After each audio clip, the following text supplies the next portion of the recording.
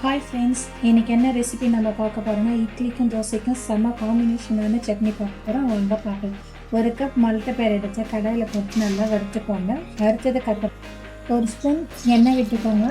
எண்ணெய் விட்டதுக்கப்புறமா 4 பல் பூண்டு தட்டி போட்டுக்கணும். ஒரு சைஸ் சின்ன வெங்காயமும் போட்டுக்கணும். போட்டதுக்கப்புறமா ஒரு கையளவு ஜீரகத்தை போட்டுக்கணும். போட்டதுக்கப்புறமா 5 காஞ்ச மிளகாயும் போட்டுக்கிட்டு நல்லா வறுக்கணும். நல்லா வறுத்ததுக்கப்புறமா சின்ன சைஸ் நெல்லிக்காய் சைஸில் நம்ம புளி போட்டுக்கணும். புளி கூட பெருங்காயத்தூள் போட்டு நல்லா வதக்கணும். நல்லா வதக்கினதுக்கப்புறமா மிக்ஸி ஜார் எடுத்துகிட்டு நம்ம வறுத்து வச்ச மிளகாய் தோல் எடுத்துகிட்டு அதில் போட்டுட்டு வதக்கி வச்சுருந்த வெங்காயம் காஞ்ச மிளகாய் போட்டு அரைச்சி நம்ம எடுத்துகிட்டு அரைச்சி எடுத்துகிட்டு வந்தாச்சு. இப்போ அதை இன்னொரு பாத்திரத்தில் மாற்றிடலாம். தண்ணி விட்டு நல்லா கலந்து இப்போ இதை நம்ம தாளித்து எடுத்துடலாம். கடாயில் ஒரு ஸ்பூன் எண்ணெய் விட்டுக்கோங்க.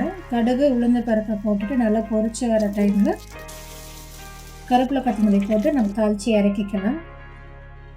சட்னி காம்பினேஷனுக்கு தோசை இல்லாமல் இல்லையா, அடுப்பில் தோசை வச்சுட்டு லைட்டாக அதில் தண்ணி தெளிச்சு 2 கரண்டி மாவு எடுத்து நல்லா மெலிசாக தோசையை ஊற்றி அது மேலே 2 ஸ்பூனு நெய்யை ஊற்றி நல்லா வெந்ததுக்கப்புறமா இந்த பக்கமும் அந்த பக்கமும் நல்லா திருப்பி போட்டுட்டு நம்மளுக்கு தோசை ரெடி ஆயிடுச்சு.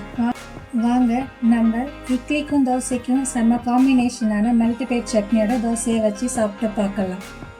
லைட்டாக அது மேலே சட்னியை ஊற்றி நல்லா சட்னி நல்லா தொட்டு நல்லா சாப்பிட்டு பார்த்தா அவ்வளோ டேஸ்ட்டாக இருக்குது. நீங்களும் இதை ட்ரை பண்ணி பார்த்துட்டு கமெண்டில் சொல்லுங்கள்.